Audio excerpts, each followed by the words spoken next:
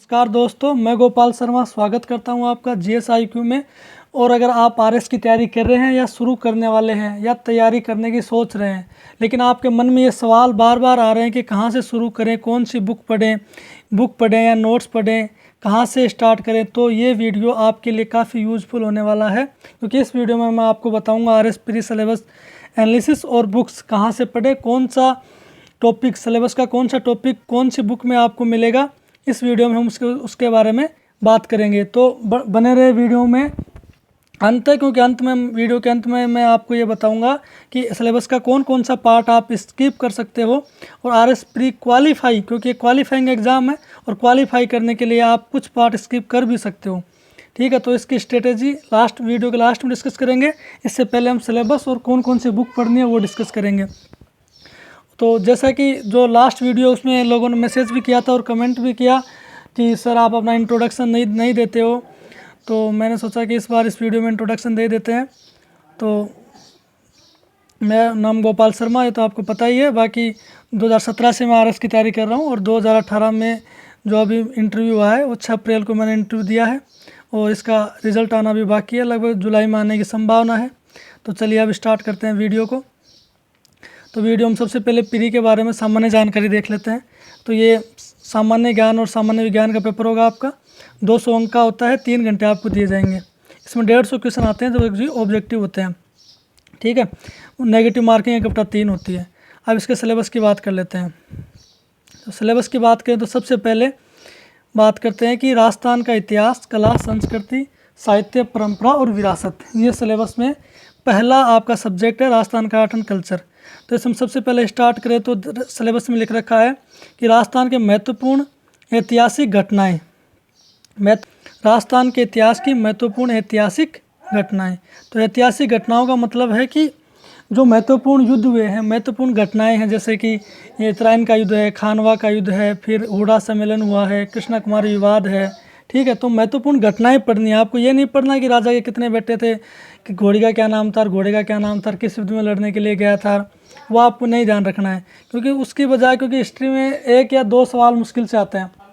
ठीक है, तो उसके लिए ज़रूरी नहीं है कि आप पूरा ही पढ़ें। और प्रमुख राजवंश मतलब कुछ राजवंश आपको पढ़ने हैं, जैसे कि मेवाड़ है, मारवाड़ हो गया, आमेर का है। ठीक है, तो मतलब इनको ज़्यादा डीप में नहीं पढ़ना। और प्रमुख राजवंश में भी वो राजाओं के बारे में नहीं पूछते हैं, जो राजाओं ने जो आर्ट एंड कल्चर में जो उनका योगदान है।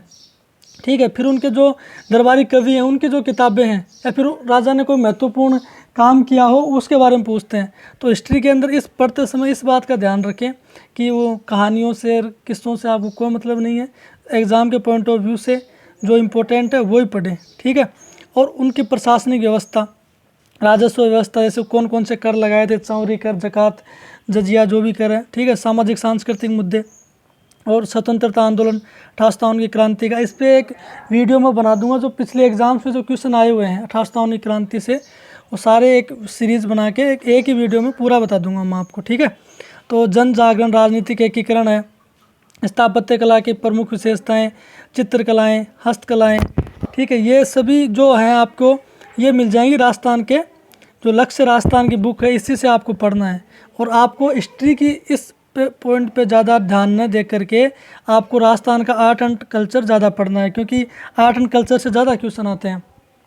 ठीक है, तो अब बात करते हैं इसके अलावा, लक्ष्य राजस्थान के अलावा कौन सी बुक पढ़नी है। तो राजस्थान अध्ययन की 4 किताबें आती हैं, कक्षा 9 की, 10, 11 और 12 की। अगर आप ये 4 किताबें पढ़ लेते हो, क्योंकि RS 2018 का आप पेपर देखोगे तो यहाँ से सीधे सीधे क्वेश्चन आए हैं राजस्थान अध्ययन से। ये मैंने स्कूल के दौरान ही पढ़ ली थी और उसके बाद में, इसलिए मुझे दिक्कत नहीं आई वहाँ उस टाइम पढ़ने में।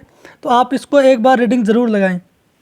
ठीक है, जो लोग कोचिंग कर रहे हैं वो लोग ये 4 किताबें और कोचिंग के नोट्स पढ़ सकते हैं। और जो लोग कोचिंग नहीं कर रहे हैं वो ये 4 किताबों के अलावा ये लक्ष्य राजस्थान को भी ज़रूर पढ़ें, क्योंकि ये आपको सारे टॉपिक लक्ष्य राजस्थान में मिल जाएंगे। ठीक है, तो और जो पढ़ने का जो तरीका है वो देखिए, ये जो आर्ट एंड कल्चर है ना, केवल 12 पेज में आप सिमटा सकते हो, 12 से 13 पेज में कंप्लीट हो सकता है। तो पढ़ने का तरीका ये रखें, जैसे लोक नृत्य है, तो लोक नृत्य को आप मैपिंग से पढ़ें। मैप बना करके एक राजस्थान का मैप बना लीजिए, उसमें प्रत्येक ज़िले में कौन कौन सा नृत्य होता है वो लिख लीजिए और साइड में उनकी विशेषताएं। तो जब मैंने प्री के टाइम जब मैंने तैयारी की थी तो मैंने मतलब 3 घंटे में पूरा आर्ट एंड कल्चर कंप्लीट हो जाता था। तो उसका एकमात्र यही रीज़न था कि मैं मैप बना करके उसको पूरा पढ़ लेता था। ठीक है, तो इसको मैपिंग से पढ़िए।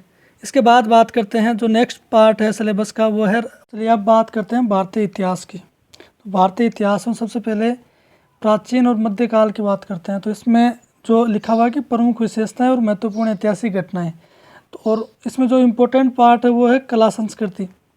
आर्ट एंड कल्चर पे आप इस पर फोकस ज़्यादा करिए, क्योंकि इसमें देखो मैंने क्या इस पर एनसीईआरटी और मिडाल पे मुझे पता नहीं था, तो मैंने 3 महीने इस पर गोल दिए थे और 3 महीने इसको ढंग से पढ़ा था, कौन राजा क्या था और किसने क्या किया था सब पढ़ लिया था। लेकिन बाद में जब एग्ज़ाम दिया फिर में पता चला क्वेश्चन ही नहीं आए, और फिर मेंस में जब देखा तो मेंस में 10 पेज काम के थे 2 रजिस्टर में से। तो आप ऐसा नहीं करें। जब हाँ होता है कि जब किसी विषय में इंटरेस्ट होता है तो हम इसमें इतना डूब जाते हैं कि बाकियों को छोड़ देते हैं। तो अपने को एग्ज़ाम क्लियर करना है तो इसके लिए ऐसा नहीं हो कि इसी के अंदर डूब जाएं। तो इसके लिए आप एक, अगर कोई कोचिंग कर रहा है तो कोचिंग के नोट्स पढ़ लो, अगर कोचिंग नहीं कर रहा है तो आप इसके लिए स्प्रिंग बोर्ड के नोट्स ले सकते हैं। और स्प्रिंग बोर्ड के नोट्स में केवल आर्ट एंड कल्चर वाला पोर्शन आपको पढ़ना है, जो प्रशासनिक व्यवस्था उनकी है उस पर आप फोकस करें। ठीक है, अब बात करते हैं आधुनिक काल की। तो आधुनिक काल में तो ये ध्यान रखें कि 18वीं शताब्दी के मध्य से वर्तमान तक, मतलब लगभग 1757 प्लासी के युद्ध के बाद से हाल में जो घटनाएं हो रही हैं वहाँ तक आपको ये पढ़ना है, वर्तमान तक। जैसे 2018 में पूछा था कि आपातकाल जो लगा था वो कब लगा था। ठीक है, तो ये तो 1975 की बात है, तो वो आपसे 1999 कारगिल का युद्ध भी पूछ सकता है। ठीक है, तो इस बात का आप ध्यान रखें कि वर्तमान तक, 1947 तक नहीं है। ऐसे जो प्रमुख घटनाएं और जो व्यक्तित्व हैं इस पे देख लीजिए।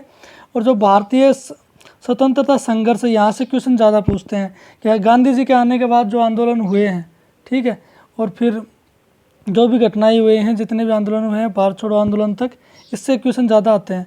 ठीक है, तो इसमें इसके लिए है ना आपको पढ़नी है स्पेक्ट्रम की बुक, ये आपके मेंस में भी काम आ जाएगी और प्री में भी काम आ जाएगी। अगर कोई व्यक्ति कोचिंग कर रहे हैं तो वो कोचिंग के नोट्स पढ़ लीजिए, अगर कोई कोचिंग नहीं कर रहा है तो वो स्पेक्ट्रम को पढ़ लीजिए। और स्पेक्ट्रम के साथ साथ अगर आप इसके नोट्स नहीं बना पा रहे हैं या नोट्स बनाने में दिक्कत आ रही है तो आप स्प्रिंग बोर्ड के मॉडर्न हिस्ट्री के नोट्स हैं, वो इसी के शॉर्ट नोट्स हैं, तो आप उनको नोट्स वहाँ से पढ़ लीजिए। इस रीडिंग इसकी लगा लेंगे तो समझ में आ जाएगा। ठीक है, इसके बाद हम बात करते हैं विश्व और भारत के भूगोल का। तो विश्व और भारत के भूगोल के लिए जो महेश कुमार वर्णवाल है आप इसको पढ़ लीजिए। इसमें सारे फैक्ट दे रखे हैं कि विश्व के भूगोल के बारे में और इंडिया का भूगोल दोनों इसमें अच्छे से समझा रखा है। ठीक है, तो इसमें ऐसे प्रमुख भौतिक विशेषताएं हैं, तो इसके अंतर्गत क्या पढ़ना है कि 7 महाद्वीप हैं, उसमें कौन से पठार है, कौन सी चोटियाँ कहाँ पर हैं। ठीक है, तो इसके अंदर पर्यावरणीय मुद्दे हैं, फिर अंतर्राष्ट्रीय जलमार्ग हैं। तो इसका क्वेश्चन तो 2013 में भी आया था और 2000 अभी हाल ही में भी वो स्वेज नहर चर्चा में है, तो इससे तो पूछ सकते हैं। ठीक है, प्रमुख औद्योगिक क्षेत्र ये पूछा भी था 2018 में। तो इसके विश्व के भूगोल से भी 2-3 क्वेश्चन आते हैं। ठीक है, तो इसमें भूगोल के अंतर्गत महेश कुमार वर्णवाल में आपको ये सब मिल जाएगा। अब इसके बाद हम बात करते हैं राजस्थान। तो राजस्थान के भूगोल में जो प्रमुख भौतिक विशेषताएं, मतलब 4 भागों में बांटा गया है। पहले मरुस्थल है, फिर अरावली है, फिर मैदानी प्रदेश है, फिर हाड़ौती है। ठीक है, तो इसको आपको ढंग से पढ़ना है क्योंकि इससे 1-2 क्वेश्चन हर बार आता है।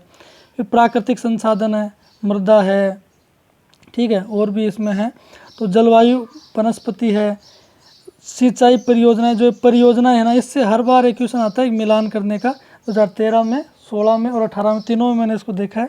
ठीक है, और ये खनिज, यहाँ से ये जो 3 टॉपिक हैं, परियोजनाएं, खनिज और जनसंख्या, यहाँ से 3 से 4 क्वेश्चन आपको मिल जाएंगे और ये हर बार ही मिलते हैं और इसमें कुछ चेंज भी नहीं होने वाला होता है। ठीक है, तो इसको आप ढंग से करें। और राजस्थान ज्योग्राफी से 2018 में 15 क्वेश्चन आए थे और 15 क्वेश्चन कम नहीं होते हैं, तो आप इसको ढंग से करें। ठीक है, और इसके लिए पढ़ने के लिए आप लक्ष्य राजस्थान का यूज कर सकते हैं।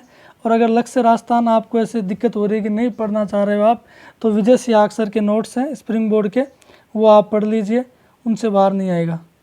ठीक है, और जब भी आप ज्योग्राफी को पढ़ें तो पढ़ने का तरीका ये हो कि आप मैप बनाकर पढ़ें। ठीक है, राजस्थान का मैप बनाएं और मैप बना करके उससे पढ़ेंगे तो जल्दी याद हो जाएगा और मेंस में भी आपको हेल्प होगी।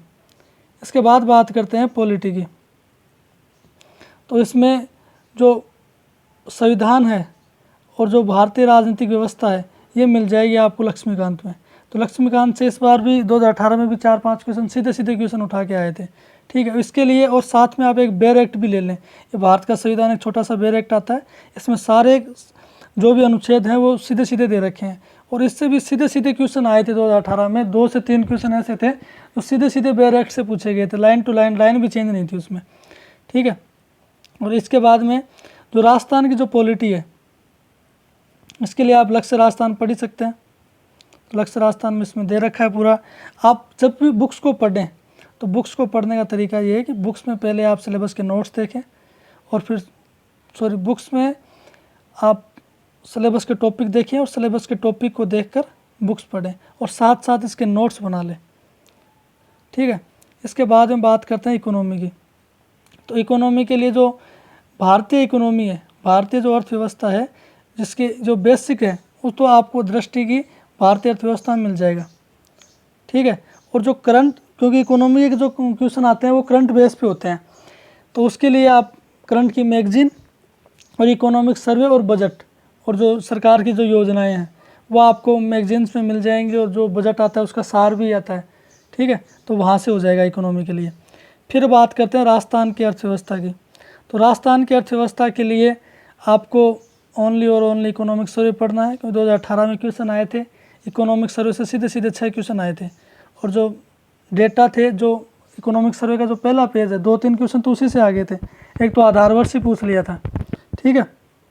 तो राजस्थान की इकोनॉमी के लिए आप लक्ष्य से बेसिक पढ़ लें, और जो इकोनॉमिक सर्वे है वो पढ़ें, और जो करंट में जो योजनाएं चल रही हैं, जो मुद्दे चल रहे हैं, क्योंकि इकोनॉमी के जो क्वेश्चन आते हैं वो लगभग करंट से ही आते हैं, ठीक है।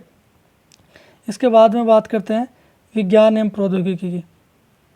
तो विज्ञान एवं प्रौद्योगिकी के लिए आप एक तो 9th और 10th की जो बुक है NCERT की वो पढ़ लें, और अगर ये बुक नहीं पढ़ रहे हैं तो आप ल्यूसेंट की एक बुक आती है साइंस के लिए, तो वो मैंने लॉकडाउन में पढ़ी थी, तो उसमें काफ़ी अच्छे से दे रखा है ये वाला पोर्शन, ठीक है। इसके बाद में बात करते हैं मैथ और रीजनिंग की। तो मैथ और रीजनिंग के क्वेश्चन आए थे 20 2018 में, तो 20 क्वेश्चन कम नहीं होते हैं। जैसे ऑल ओवर राजस्थान के क्वेश्चन आ गए थे 51, और 20 क्वेश्चन मैथ रीजनिंग के आ गए, तो ये भी सोल्व कर दो तो आप टोटल हो गए आपके प्री तो हो गया क्वालिफाई, ठीक है। तो इसलिए मैथ और रीजनिंग और राजस्थान पे आप पकड़ बनाएं। तो मैथ और रीजनिंग के लिए आप जो RS अग्रवाल की बुक है वो पढ़ सकते हैं, और जिनको मतलब मैथ बिल्कुल ही नहीं आती है, उनको ऐसा लगता है कि मैं तो मैथ में बिल्कुल ही कमज़ोर हूँ, मेरे बस की बात नहीं है, तो आप शुरुआत करें। लक्ष्य राजस्थान की बुक आती है, उसमें बिल्कुल ऐसे बेसिक से दे रखा है, बिल्कुल वो मैंने पिछले लॉकडाउन में पढ़ी थी, तो मैंने उसमें देखा मतलब बिल्कुल बेसिक से समझा रखा है, तो आप वो भी पढ़ सकते हैं, ठीक है। और उसके बाद आप RS अग्रवाल पढ़ सकते हैं। और रीजनिंग के लिए आप कोई भी बुक पढ़ लो, क्योंकि रीजनिंग में सब सेम ही दे रखा है। और करंट की बात करें तो करंट के लिए एक तो मैगजीन आती है मोमल, एक आती है क्रोनोलॉजी। तो आप ये जो मैगजीन है और जो क्रोनोलॉजी है, इनको आप एक काम कीजिए, रख के ला कर रख लीजिए, क्योंकि ये जो जब एग्ज़ाम होगी तो उससे 6 महीने का जो करंट है ना वो आपको पढ़ना है। तो 6 मंथ का जो करंट है, जो 6 महीने की 2 महीने से एक बार आती है, तो मतलब लगभग 3 मैगजीन तो मोमल की हो गई और 6 मैगजीन ये हो गई। तो इनको आप ला कर रख लीजिए, जब एग्ज़ाम हो तो उसके 6 महीने से पहले का जो करंट है वो आप पढ़ लीजिए, ठीक है। तो करंट का भी हो गया। और जो देखो वीडियो लंबा हो जाएगा, तो जो भी क्वेश्चन आए हैं 2018 में और 2016 में, किस सब्जेक्ट से कितने क्वेश्चन आए हैं और कौन से टॉपिक से कौन सा क्वेश्चन आया है, उसके लिए अलग से एक वीडियो में डिस्कस कर लेंगे। और आपको वीडियो कैसा लगा वो आप कमेंट बॉक्स में बता दीजिए। और दूसरी बात कि आपको अगर वीडियो पसंद आ रहा है तो आप इसको लाइक करें, शेयर करें दोस्तों के साथ, ताकि जो नेक्स्ट वीडियो है वो मेरा मोटिवेशन बना रहे उसको बनाने के लिए, ठीक है। तो मिलते हैं नेक्स्ट वीडियो में। Thank you.